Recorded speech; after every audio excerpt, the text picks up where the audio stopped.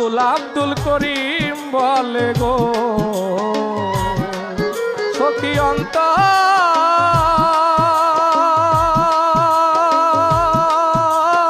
আহারের বেদনা আগ সোনার বরণ রূপের কিরণ না দে দেখলে বাঁচি না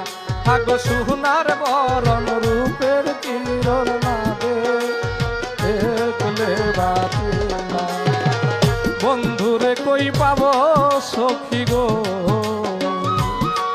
সখী আমার